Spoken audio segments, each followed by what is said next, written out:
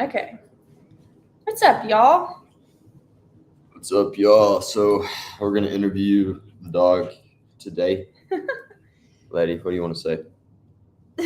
She looks scared. Yeah, she looks scared. Okay. Well, she doesn't have much to say. So Okay. So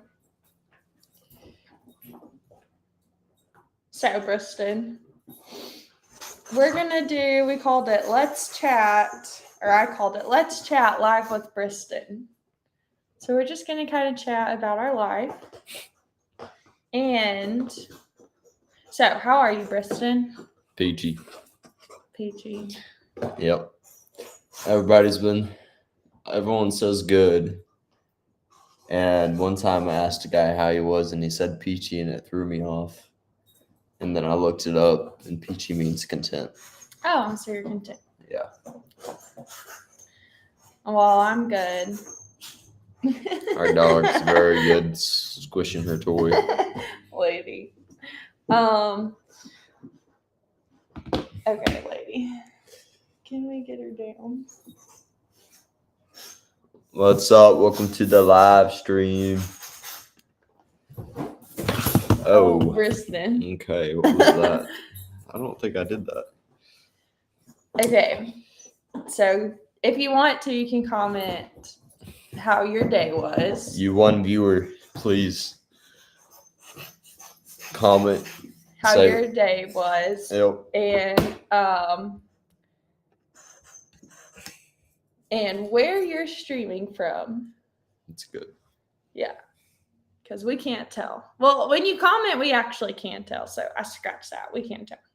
Okay, so my day was good. All right, what is one high from today and one low? One high, got stuff done. Okay, what's your low?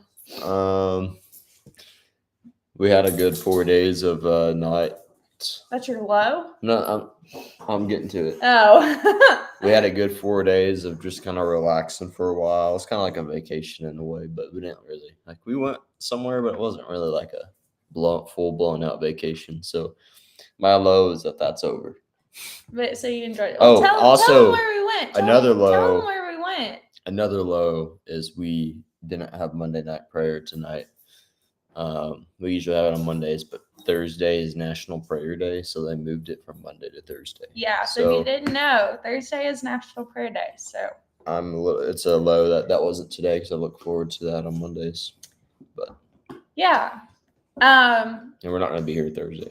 Yeah, we won't be here Thursday because we have a race this weekend for Texas Outlaw. So his birthday weekend, we went to Top Golf. If you've never been to Top Golf, you need to go. It's super fun. The one we went to had Angry Birds, so we could play Angry Birds. And lady is distracting. Anyways, we could play Angry Birds. Angry Birds. You're a hangry bird sometimes. Yeah, we were hungry when we went. So you could play Angry Birds in different games. Super fun. And then what else did we do? We had dinner with your parents. Had dinner with my parents. Celebrated your birthday. Then we went to the movies the next day. I had carrot cake for the first time. Oh, yeah. I always assumed that I didn't like carrot cake until I tried it. So, note to self, never assume that you don't like something until you try it. I just always, I don't know. But it was really good. I did not like the icing. They put cream cheese icing on carrot cake, and I don't like that icing, but I do like the cake. And then we went and ate at Cracker Barrel the next day, and we saw the Unsung Hero movie, which, if you don't know, is for King and Country. It's really interesting because, I didn't know that his daughter, was a singer. Oh, yeah. Before the movie. Yeah. And she actually became a singer, She actually became a singer before for King and Country became a band. So go check out that Christian movie. It is really good. Yeah, it's just, they have a lot of kids too. They have 7 kids. That's how many we're gonna have. Hey, I mean, Lord willing. No, I'm just messing. Lord willing, we can have as many as Just kidding. we want. The more the merrier. We need a school bus. Yeah. Okay, so that was your birthday weekend. We came back home and started work today. Mm-hmm. That's right. So my one high for today is, let me think. So loud. My one high for today is, should have thought about this before I asked the question. Well, my low was definitely right before this podcast. I won't go into detail, but it was definitely right before this podcast. So that was my low. And but my one high for today, it was a good day. I got to chat with my mom and talk about the book series, the fiction book series that I'm working on. We got to brainstorm some of that today. And so my goal is to send it to the publisher by June 1st. Really, I want to, in an ambitious goal, super ambitious goal, is to draft the second book of the series before the baby's born. But we will see, because we have a lot of future plans, and I don't know realistically if I can get them all done in time without being a workaholic. So we'll just see what happens. So, Briston, what has God been showing or teaching you in this season of life? Dog. Briston, we have the funniest dog. The Lord's been teaching me to be more compassionate in this season of life and to be even more open-minded. Like, go and elaborate, honey. No.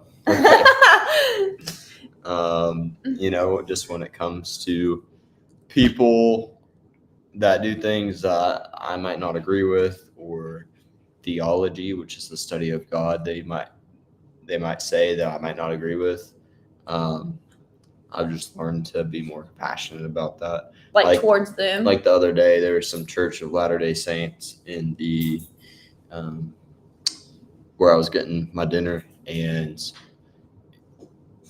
I walked over to him, and I was just super loving and nice to him, and that was that. Because I knew if I would have started arguing with them about the Book of Mormon, then that wasn't going to change their minds. So I was like, I'm just not going to engage in that. So that's like an example of the compassion or people having conflicting theology and how I approach it.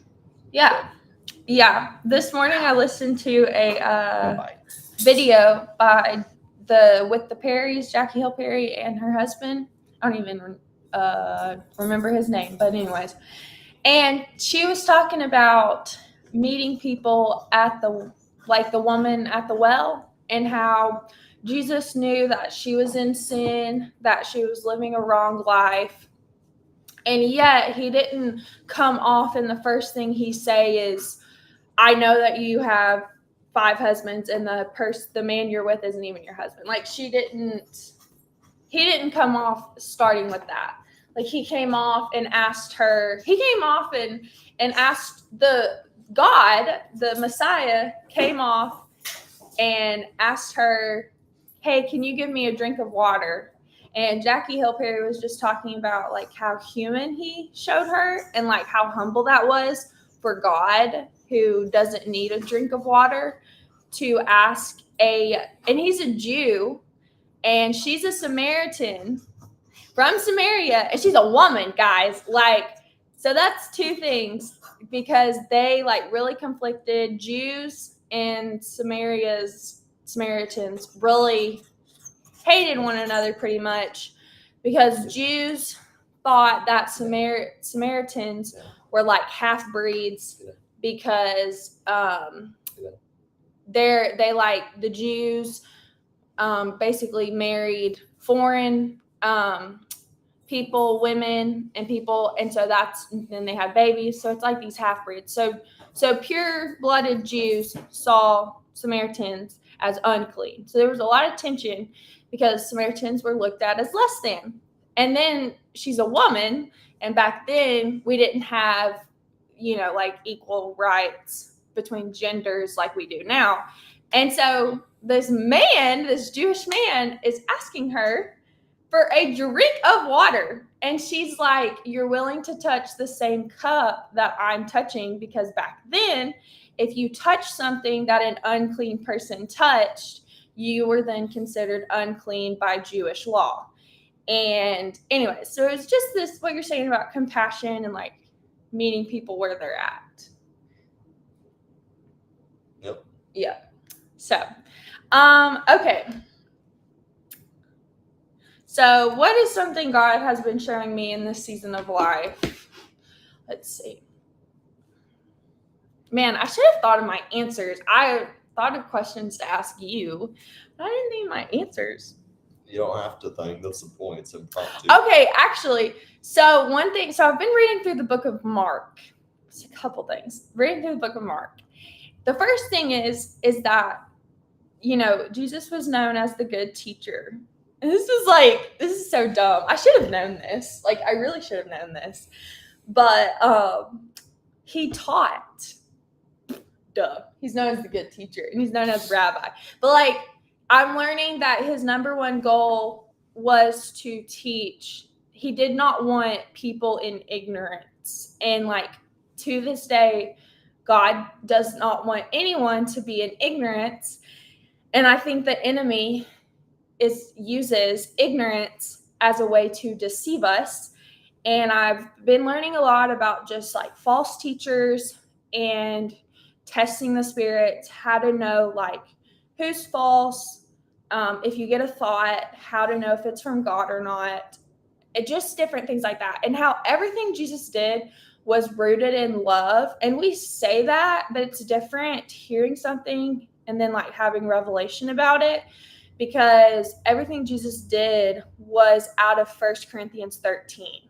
Like, he never did anything out of arrogance. He never was rude. He always rejoiced in right doing. He was always kind. He was always patient. Like, everything he did was out of 1 Corinthians 13. And so I think for us, we have to make sure that our motive in whatever we do is out of 1 Corinthians 13. Because if it's not, because it literally says God is love in 1 John 4. So like if we don't make sure our motive is out of love by definition of the Bible, not by definition of culture, then we're going to miss the mark. And that's how we fall into sin, and that's how we fall into disobedience, and that's how we get deceived, and yada, yada, yada. So God's been teaching me that his number one motive is to teach, and he wants nobody in ignorance. And everything should come from 1 Corinthians 13. So, let's see, what else? All right, so do you have, will you like lean up so I can look at you? Okay, thank you. Because I feel like the microphone's right here, but I can't okay. That's okay. So any recent news or updates you want to share? Like, I put some examples, but you're in seminary, business, dad. I mean, we got a lot of life updates. No, you know me.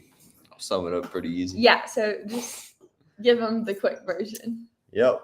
So right now we're serving the Lord at the church.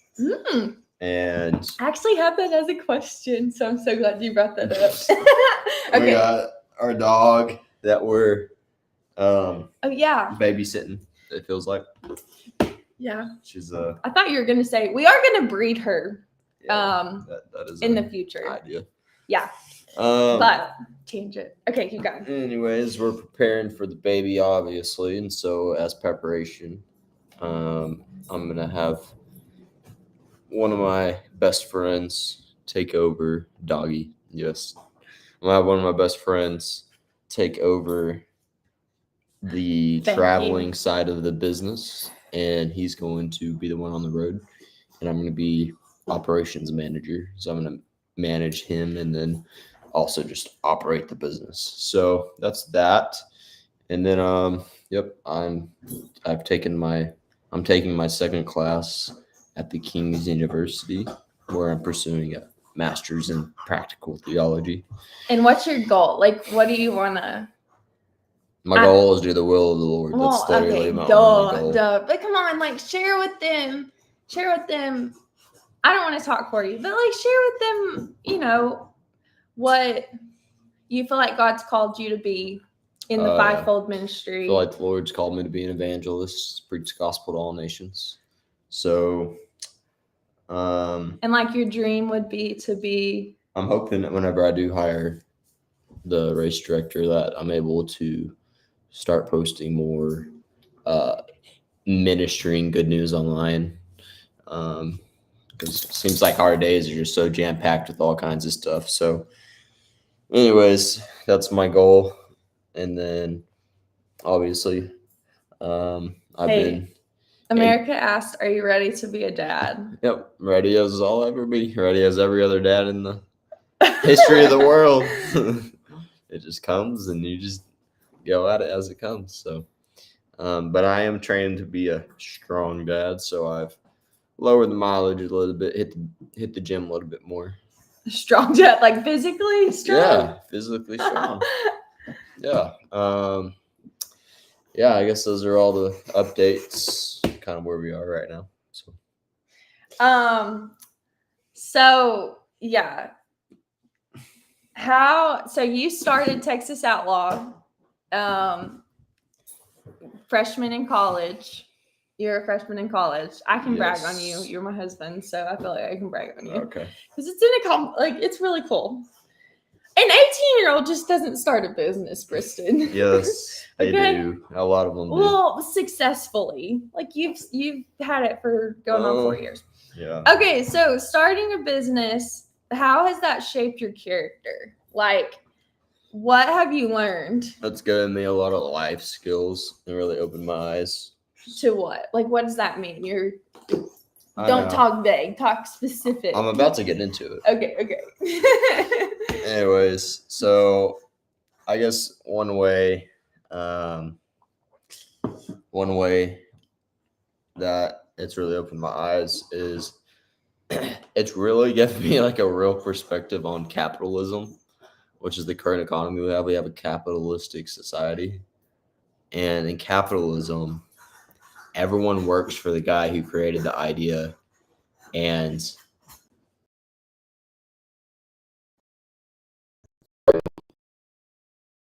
in a way, which sounds terrible. If you look at slavery of biblical times, let me explain. Let me explain. Slavery of biblical times. Families on their own, so they sell themselves into slavery, and when they sell themselves to slavery, that's how they provide for their family. So, but they can't get out of it, and you can get out of it. You can get out of it. You have to pay off like whatever your debt is. Okay. But it's very difficult. But anyways, you can only get out of it if you pay off your debt. This is an easier slavery today in America. But oh my gosh. In a way, like you are forced to go work a job because you have to provide for your family, and you can't if you're not a capitalist thinker, you're not going to be able to provide on your own. You're going to have to go work for somebody.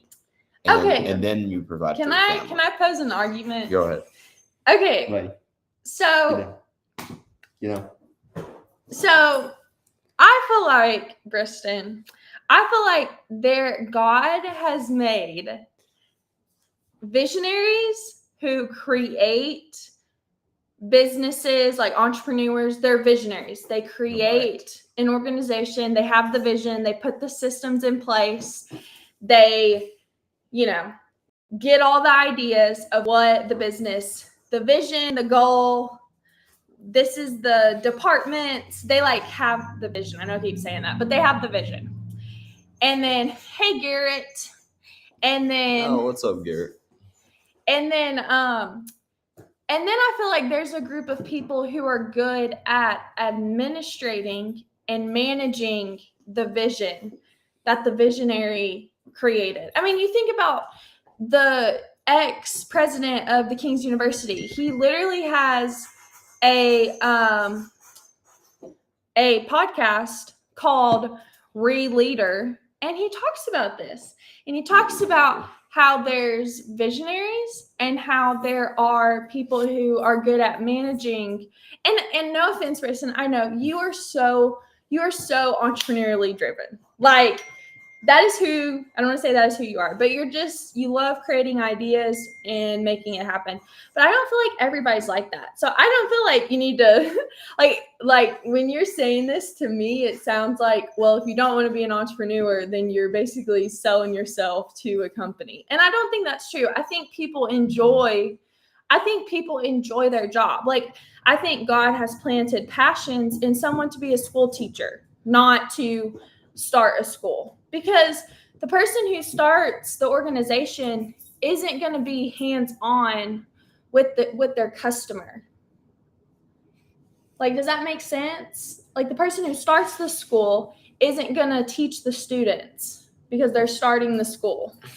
Right. And like, you can't have a big operation without somebody working the bottom line. Right, but that doesn't mean that they're slaves. So that's why what's his name, in the 1800s, this man created one of the biggest companies in the United States, and he was one of the richest men in the world, one of the richest men in the United States. And basically he created the school system, I want to make sure Carly can hear this. I am. He created the school system to create workers for the company, and to create people who would not think outside the box, and to create people who would just work the assembly line. That's literally what the school system's created for. I do agree that I think, no offense to the public school system, okay, this is just our thought, so you don't have to agree with this at all. I do think that's yes, literally historically. Yes, and I agree that sadly, I think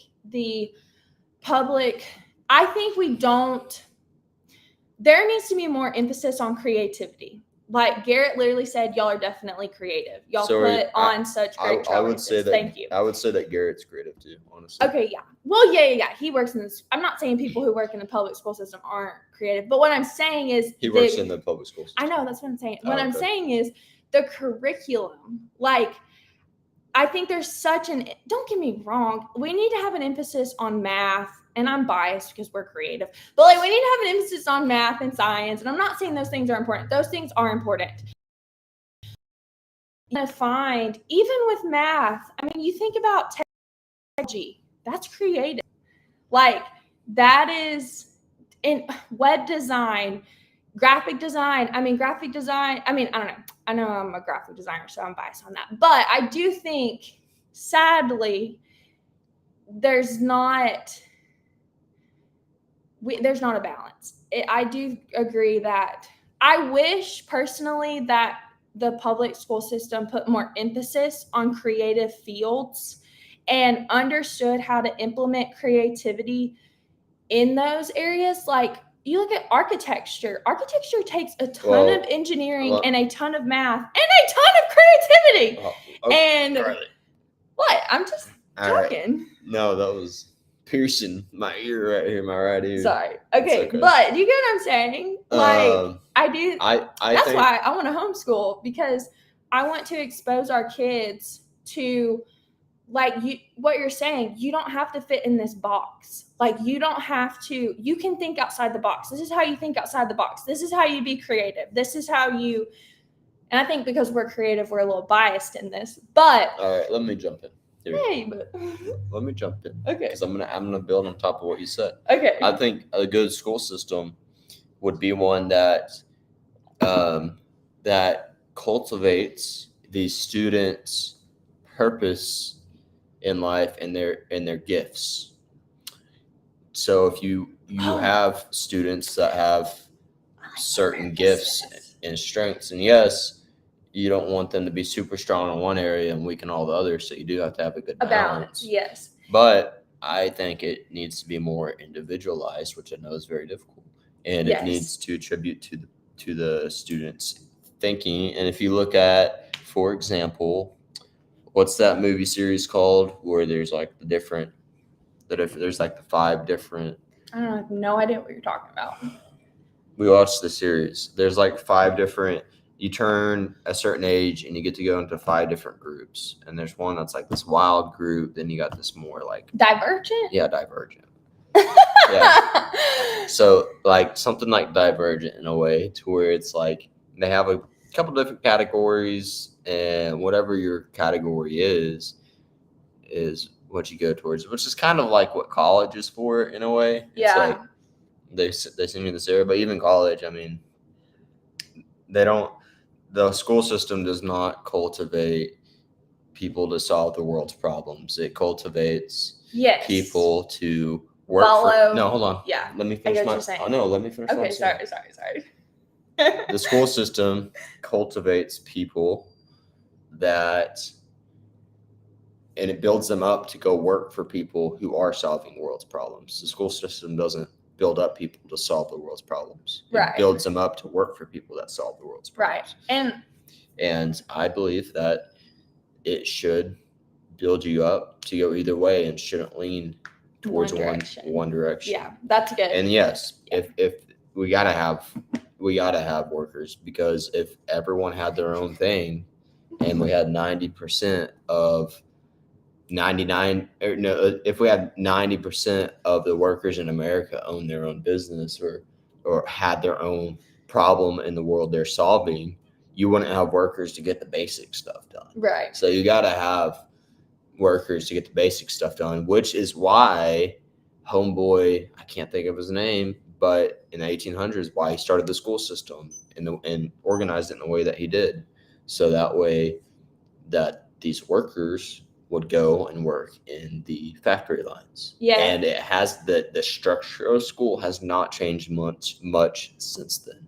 Yeah. And yeah, you said a lot of good things. I'll be right back. So where are you going? I'm going to put some hot water in. Oh, yeah. Okay. Sorry, we got Drano going in our drain. Okay. Yeah. I liked what he said. Are you going to listen as you do that? So I feel like too, it feels weird now talking with being the only one on here. But anyways, I feel like too, which it probably depends on what size school you go to. But like we were a 2A school, high school, and they offered personal finance. And I feel like there are some categories like entrepreneurship, like having a class that shows students, opens their eyes to categories for them to see, like, is this something that I want to do or am good at? And anyways, I'm passionate about personal finance, but I do think that is necessary in teaching kids because, y'all, it is just like, anyways, I could literally go on a ramble about this, but everyone, no matter what job you have, you're going to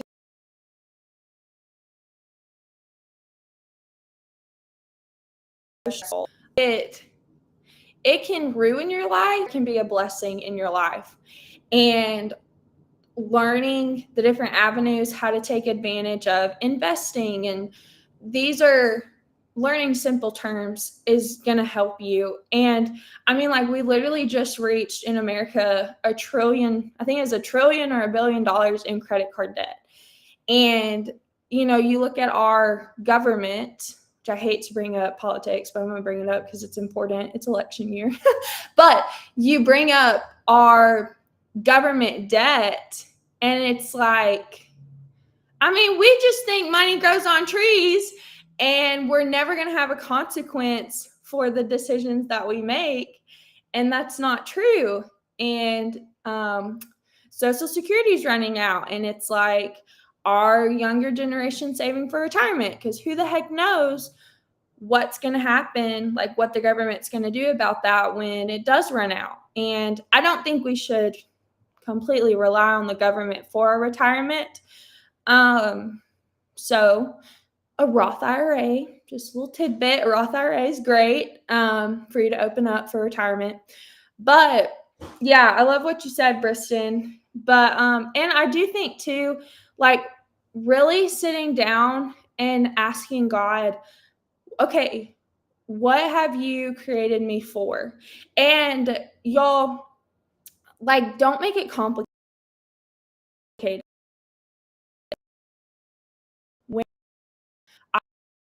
I'm going to do this one thing. So, like, if God's called me to, I don't know, be a entrepreneur, I'm going to do that the rest of my life. Or if God's called me to be a nurse or like whatever it is, a teacher, I'm going to do that the rest of my life. And I'm realizing, no, like there's seasons to life, which we're going to kind of go over, but there's seasons and you're going to do different things based on the season that you're in. They should all parallel with your gifts and talents and the individual person that God's created you to be. So if you love creativity, or if you love math, or if you love science or animals, or I don't know, the medical field, like every season of your life is going to somehow match with that. Like y'all, I literally look back to college and I majored in graphic design. Love creativity. It is so fun. It is literally one of the funnest things to do. And majored in graphic design. And then after I graduated, God gave me the opportunity to start Mule Writer Sense, which was a financial literacy program. I didn't even major in finance. I literally took one class, but like start a financial literacy program at SAU and help them build this program up. And you would think, well, what does that have to do with creativity? Oh my gosh, like I got to build an organization and I had help and I had people help me. And so I didn't do it alone, but it was like being a visionary and being creative and solving problems like Briston was saying, and figuring out, okay, what works, what doesn't work. I had to do a ton of research. And then, you know, after building it, we had to create a mission statement. We had to create a logo. We had to create like a theme. And just like it drove, I realized, oh my gosh, I'm actually really passionate about this. And it did have to do with creativity, just not in the box that I thought it was going to be in, like my major graphic design was in. And so I want to encourage y'all, like, don't put your life in a box. And all right, I'm back. And be willing to explore options and stuff. Okay, do you want to go to the next question, Briston? Yeah, what's your next question? Okay, so what is your biggest accomplishment thus far in your business? And then what is your biggest failure in your business? Let me look at it. Biggest accomplishment and biggest failure thus far. Biggest accomplishment is I would say the biggest accomplishment is kind of putting systems to something that's very different. Like each race is very different in its own way. So putting a system together that works for every race. Can I say something? Yeah. So you are so good at, you talk about this, you talk about building a foundation. You have to have a foundation before you can build on it. And you started your foundation as events. And now once you hire, you know, your best friend, you're going to build on it. And I feel like, I don't know personally the other race companies that are your competitors in Texas, but I feel like that is something that differentiates you from them, is like, you didn't just stop at events. Like your goal is to we've talked about a conference, you know, coaching, and we've talked about merch, and we've talked about a running store. Like we've talked about so many things, ideas that branches off of Texas Outlaw. And it's like, you're building on it. And I think that differentiates you from the other ones because they've been around way longer than you have. And they're not moving fast enough. Well, yeah, it's like you can definitely tell that they are older, which I don't want to say, aw, thanks, Garrett. And thanks, America. Thanks for the merch and stuff. But I mean, you are young. A lot of them are older. And the bad thing about being older is you can get set in your way. Like you can, get comfortable and like just get set in your ways. And I just think you're so good at like being a visionary and like you see something and you don't just stop at that one little thing. You're like, okay, how can I get it to run on its own? And how can I grow it? And it's like a tree. Like you plant a little seed and then it grows, Yep. Yeah. So that's really cool to be a part of. And thanks, guys. We're finally building a community, Garrett. Yeah. It took 4 years. Yeah, Garrett's cool now because like I put out a email saying we need some volunteers for a race this weekend, and we had like 10 to 15 people sign up to volunteer, whereas before that never happened. And I got a crew that like it feels like they're there almost every race. Yeah. Like I got a group of people and it feels like they're always there. Yeah. It's constantly. So it's pretty cool. Yeah. So I like that aspect. I like going to a race and knowing that certain people are going to be there. And it's like comforting knowing like, oh yeah, I'm going to have these people there rather than going to one and not knowing anybody. So yeah. So did you talk about your biggest failure? Biggest failure. My biggest failure is biggest failure in the business would be not having enough systems quite yet. Is failure number one. Failure number two is like what do you mean by systems? Systems and organization. Because I feel like the one thing that holds me back right now is like I don't have things set in place a certain way that I repeat every time. So sometimes I just kind of like rely on my own knowledge. That I always end up forgetting something by doing that. And then I also wish I was more organized in some areas. Like I'm organized in areas, big areas, but there's little areas that I'm not organized in.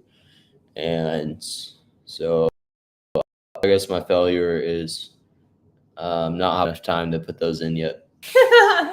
Honestly. Yeah, I mean, you do a lot. Like, yeah.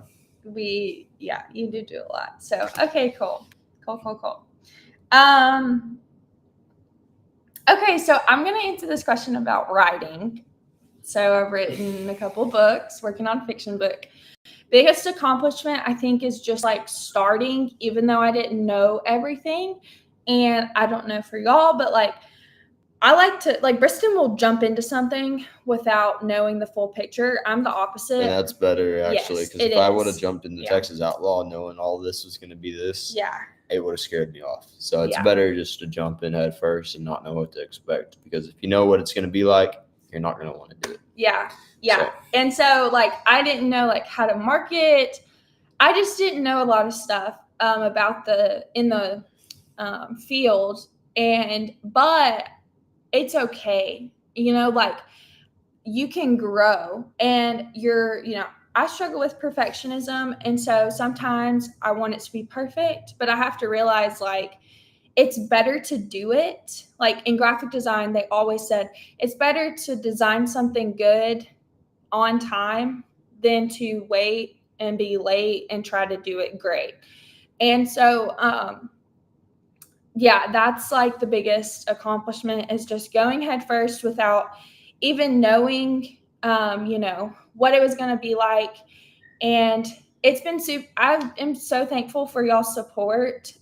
Just with the Leaning in 2024, that was the first book that I published, and like I literally sold over 100 copies, and the time frame of selling the book wasn't even that much. I didn't do pre-orders. Like, there's so many things I could have done better, and yet God was like, and literally this lady from Magnolia contacted me and like wanted to do a book signing. There were just so many things that God was like, you're on track, you're doing my will, like this is what I want you to do.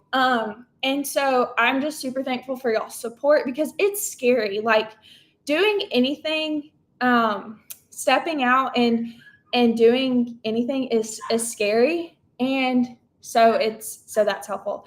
And then creation. We need to talk about the book printing because right now you publish through Amazon. People just buy through Amazon. Yeah. But honestly, I just kind of thought about this, but I want to like get the books made somewhere and then them ship us the books and then us ship out the books to people. I want to do that too. But that costs a lot of money. Well, no, here's my thinking behind it. So like right now you make like $3 a book. Yeah, right? and I could make that. Look at the math here. So if you sold 100 copies at $3 a book, that's $300. Yeah. But if you would have bulked them. Well, if you would have bought 100 books and then sold it and packaged it yourself, you would have made $10 a book. Thus, you do instead of $300, it'd be $3,000. You mean 1,000? 100 times $10 profit per book is 100. Yeah, it's 1,000. Yeah. Okay. Anyways. And then creation, and like y'all, like anyways, I could talk about this. I might just need to. What's your biggest failure?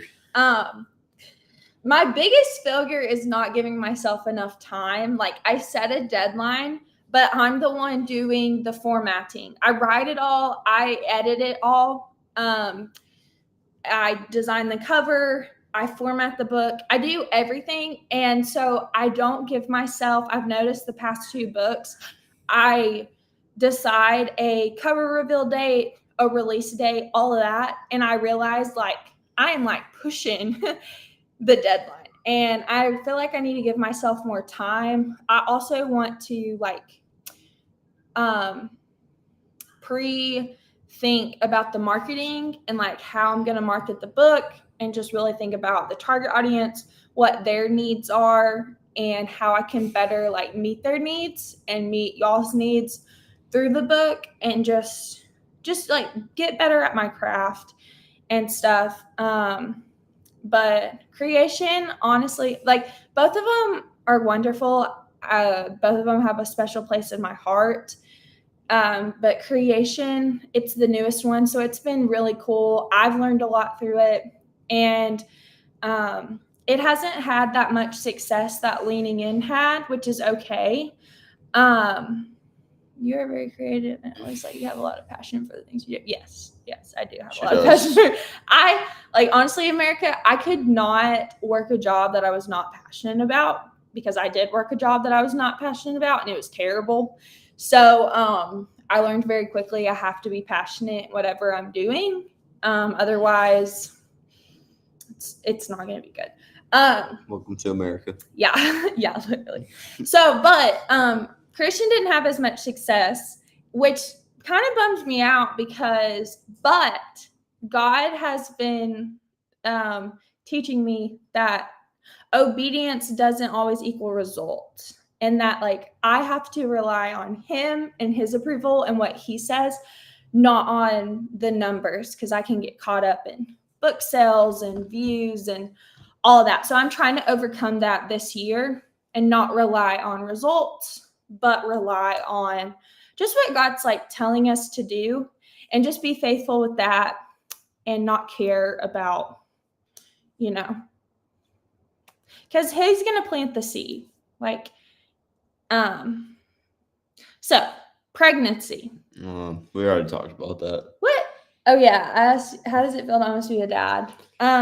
Is it going by quick for you? Like, it's just going by. I mean, Briston, come on, it is.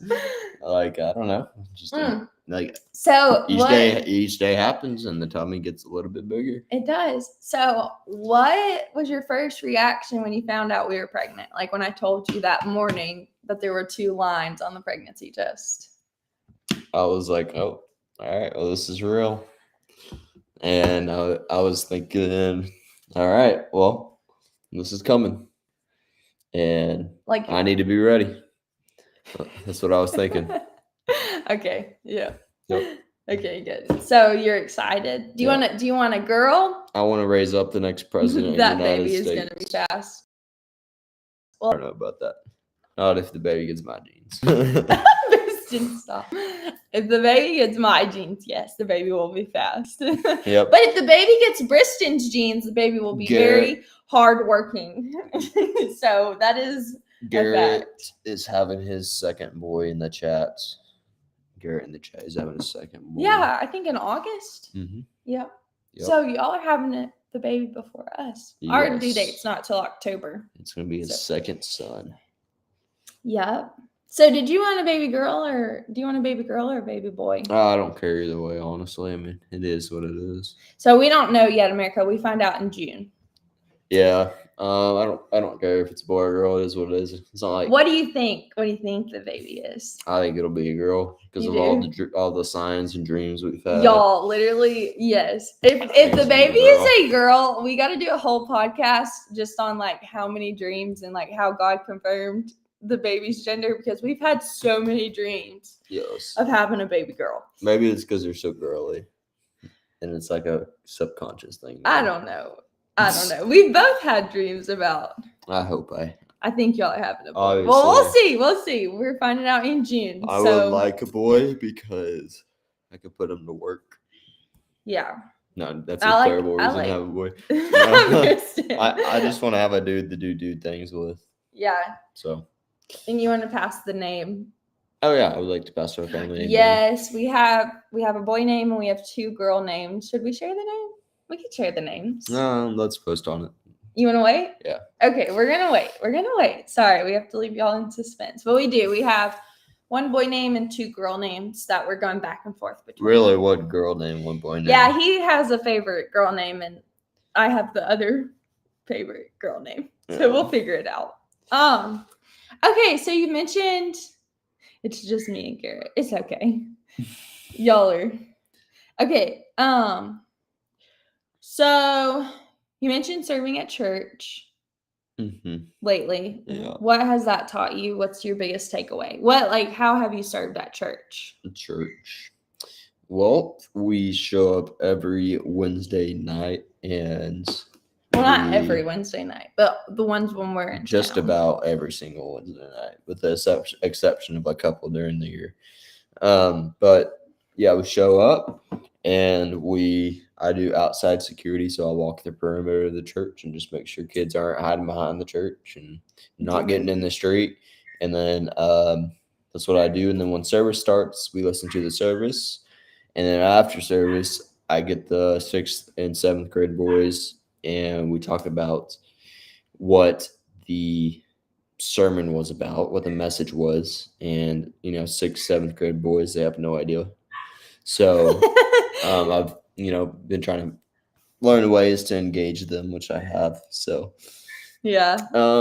So it's been good. I've enjoyed it. And it's given me a really good heart, I think, when it comes to, the compassionate side and stuff, because you can't help but have compassion for 6th and 7th grade boys. So yeah, it's really good. And I signed up for to volunteer for events, because that's what we do is events, but they haven't put me on the calendar for anything. So Mother's Day is coming up. We'll see. But yeah, and then Carly's been doing everything: photography, childcare, hang out at youth.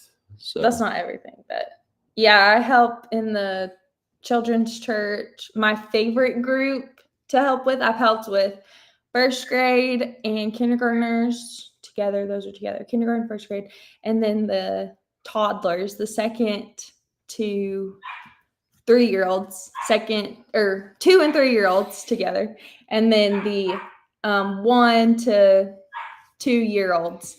And my favorite group is the 2 to 3-year-olds, the toddlers, because they're old enough to talk and understand, and they're so creative. They're so funny. We took different colored blocks, and they had a little cart, like a shopping cart, and we made the blocks groceries. And based on the color of the blocks, we had to say what the grocery was. So if the blocks were red, they had to be apples. And if the box were green, it was lettuce, and we just played, and they're my favorite group. They're so fun. They're a handful for sure, but they're so innocent. And like, I just think about what Jesus says about little children and how, childlike faith, and just don't deceive children, how like it's really bad to lead children astray, and just the importance of like God loves children. Like he loves children. They're seen as greater than what we put them as in the kingdom of heaven. And so it's been so fun getting to spend time with them. I'm like, it's made me so excited to be a mom. Like, I just want to have a ton of kids and just play and like be creative, and I don't know, just talk about stories. And anyways, so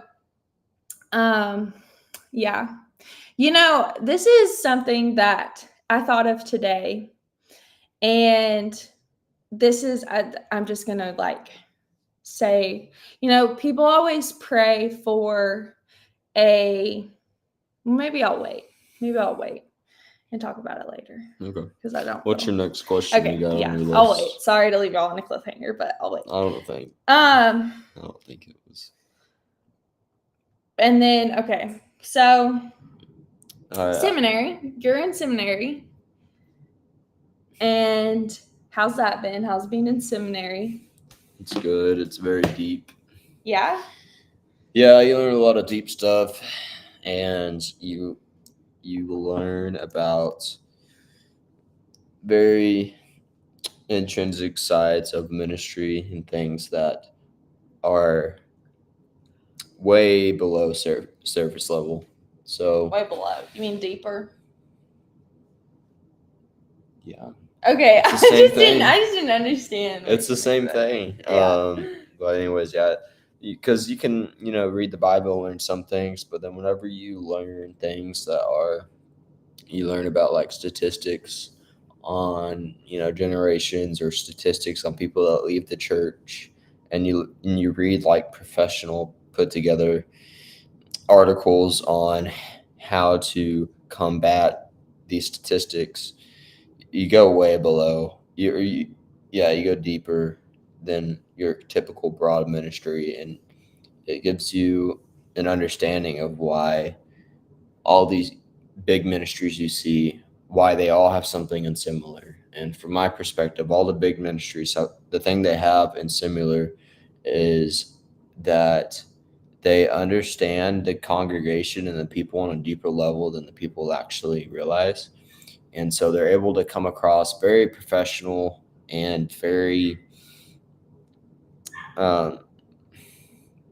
stable is the best word I can give them. So, when you see these bigger ministries, when they're preaching or whenever they're talking to the congregation, it just feels like they're like so confident in what they say, and it feels like they're prepared, and they're confident, they're prepared, things are organized, people like that. And being in Bible school, they, in a way, without directly teaching you that way, they teach you all these different things that lead to that. And so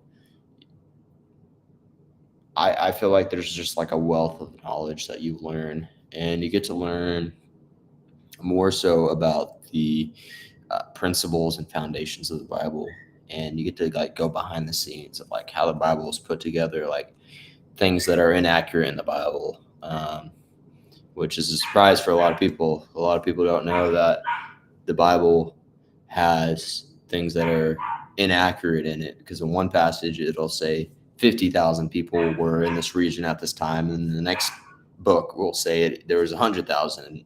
And so there's some areas to where they don't line up. And I think that's important to know, that like there's some things in the Bible that are very minute and they do not affect the actual storyline of the Bible, but there's some things in the Bible that are inaccurate. And just because it is put together by humans are not perfect. And so that explains why. And that's just one aspect. You know, it also goes into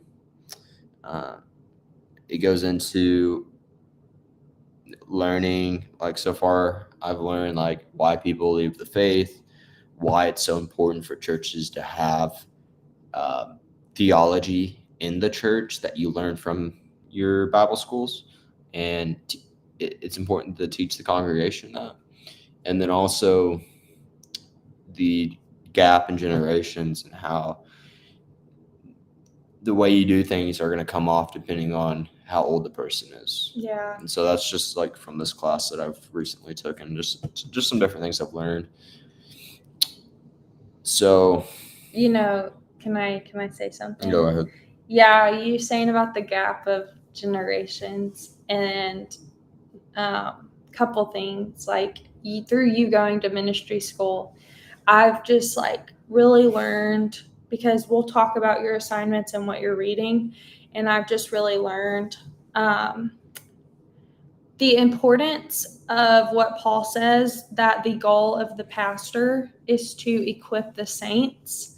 And it's not just a check off the box, we go to church, but it's like, it's making sure, because like we both feel a very strong calling to ministry and like spreading the gospel. And y'all know online, like I post a lot about Jesus and do Bible boot camps and different stuff, but just making sure that your foundation is to teach the people, and like, yes, to meet them where they're at, but like they got to have the revelation of Christ, and it's not just to tickle their ears and make them feel good, but it is to equip them for the world and what they're going into. And that's been so revelational.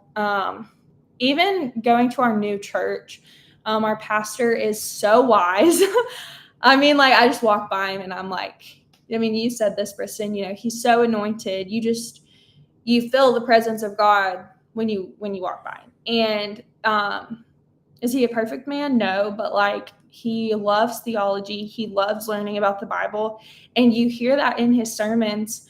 And it's so incredible because you're actually learning. And I feel like his sermons I love how they're outlined, because when I take notes, like I can go home and apply them to my life. And what you're saying, he makes them simple and organized. And you're talking about the gaps in generations.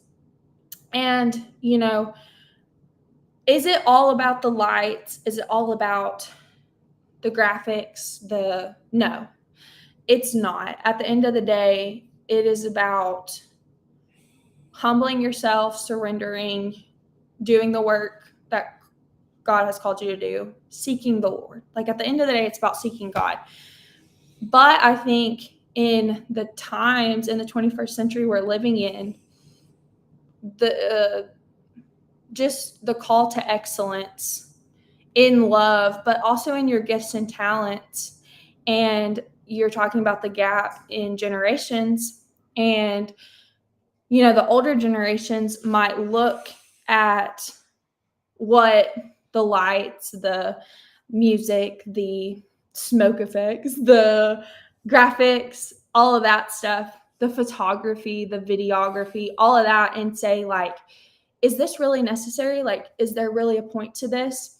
But understanding that God literally says, whatever you do, like whatever you do, do it for the glory of God. And you're talking about understanding the generations. Like, you majored in marketing. We have to understand how, like, that's what the good news is you're literally kind of marketing to people. You're meeting their need. And you're not going to market to every single person the same way. And understanding that young generations are very visual because of the world we live in today. So if we don't offer them visual, I don't even know if visuality is a word, but if we don't offer them like visuals, then we might not meet the need in the way that they, you know, come into the world. And I don't know. I just got 20 seconds left. No, we don't, babe. Yes, we do. No, we don't. 1 hour. So, all right. So we're on the last question. So I do think young generations need to be open-minded to older generations and how they grew up, and vice versa. Older generations need to be open-minded to younger generations and how they grew up. Because you can look down on social media or on YouTube or on this online stuff, but God uses everything for good. So what you're saying, having an open mind and realizing that, yeah. Okay. Yeah. So good podcast, Car. Future plans. Last question. Future plans. Oh, we already talked about them. Oh, we didn't? Yeah, we did. Well, you did. I didn't. I didn't talk about mine. Oh, okay. Well, I'm going to wrap my part up here. And thanks for tuning in, y'all. I want you to stay on for me answering mine. It won't take that long. Okay. So future plans. You talked about Texas Outlaw.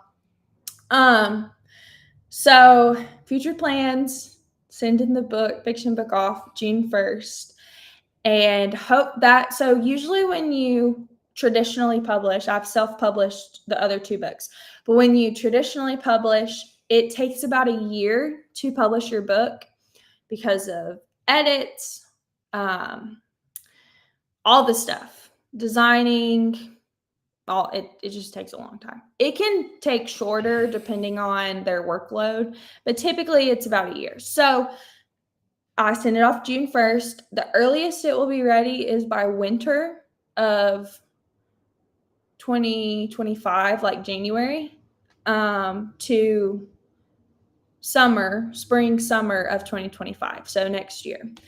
So it should be out next year, which is like crazy to think about. But I hope y'all love it. And then we're going to do Leaning In 2025, and I'm going to rebrand it under Stewards of Faith.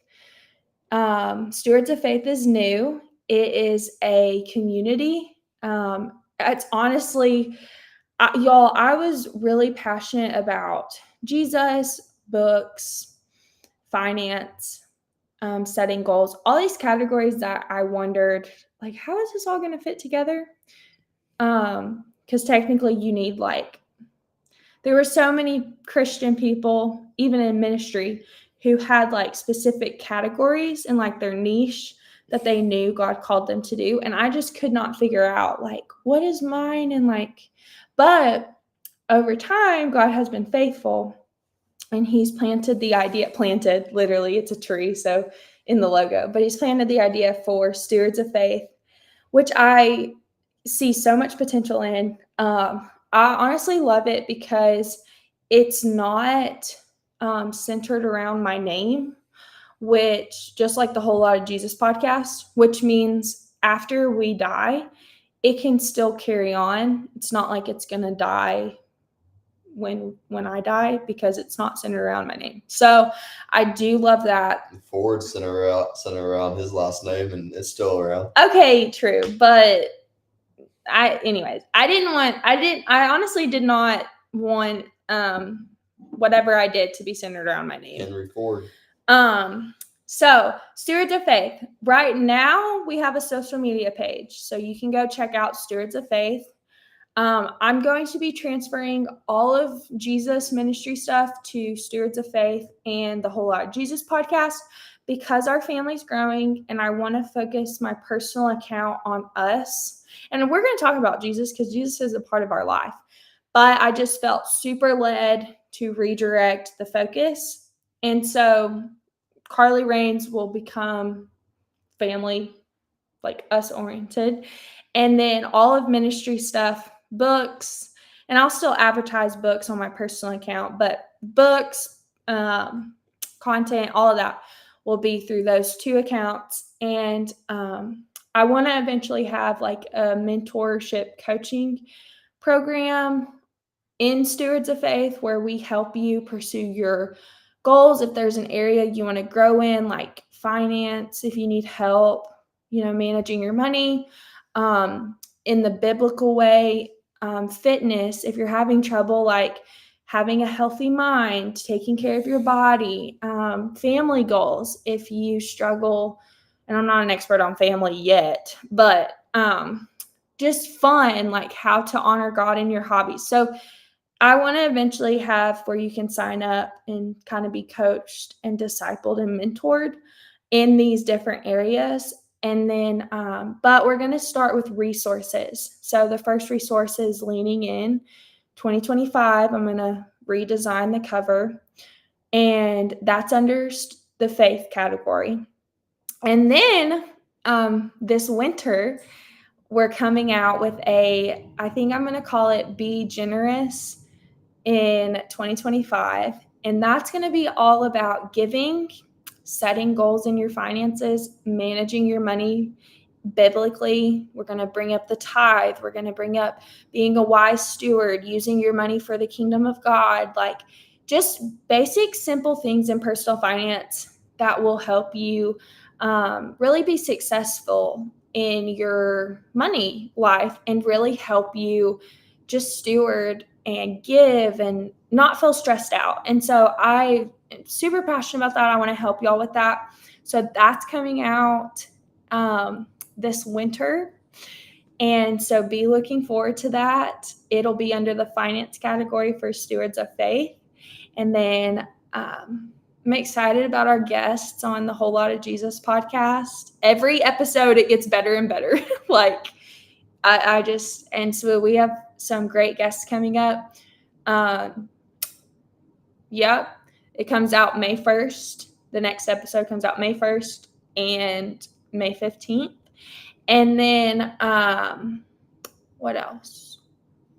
Oh, and then also in January of 2025, we're going to have, I've created this, y'all, I'm super excited about this. I've created this branding basics guide for if you're a small business, even if you're like a personal brand, but you want to be more professional in your graphics and how you market your like social media.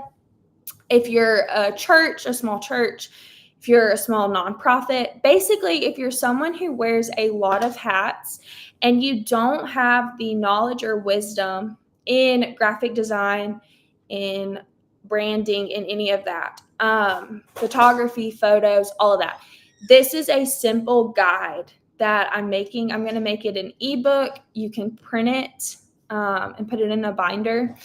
And it's going over like everything you need to know in a simple way to help you understand the importance of just how to brand effectively and how to market effectively. This is stuff that I've learned in school majoring in graphic design, but then I also learned doing a lot of professional work for ministries and churches, and then more ever since and organizations throughout college and then after college. So that's coming out January 2025, and I'm so excited about it because I just really feel like it's going to be a helpful tool for you. And I don't know, I just want to help you, And so that's going to go under the field category in Stewards of Faith. So they're all connected, which is like so exciting. And then last thing is the Deliverance, which is escaping the bondage of Egypt. It's the 90-day devotional of Exodus. So creation was a 90-day devotional of Genesis, and I'm going to do one of each book of the Bible or sections. Like Paul's letters will probably all be in one, but tangent. So, but Deliverance, which is over Exodus, that's going to come out hopefully this fall. Our baby's due in October, so depending on how I'm doing with the other stuff I've planned, it might get pushed to next spring, but I'm really hoping to have it out by November for the holidays. Y'all, Exodus is such a good book. Like it is, which I learned a lot in Genesis, but anyways, I love Exodus. So super excited about that. Thank y'all for tuning in to our live. I want to do more chats with Briston. So hopefully we can get that going maybe once a month or something. But I hope this has been helpful and just entertaining. Kind of wanted y'all to know more about us, rather than just like our posting of stuff, and get to see our personality and just how we are. And so y'all have a great night.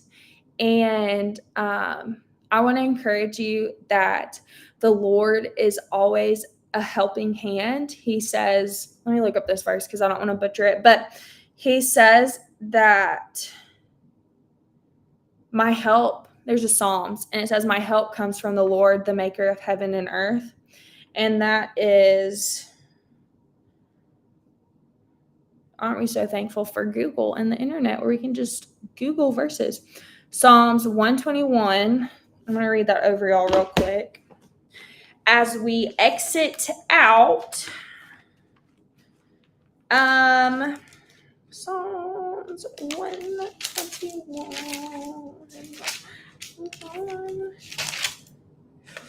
Okay.